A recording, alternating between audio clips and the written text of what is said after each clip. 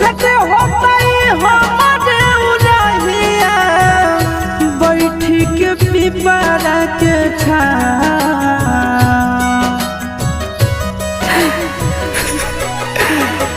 देखते होता हमारे उड़हिया बैठी के पिपरा के रुक रुक रुक अरे टरेनिया रुक रुक रुक रे टरेनिया ले ले चल जनुआ के गाँव रुक रुक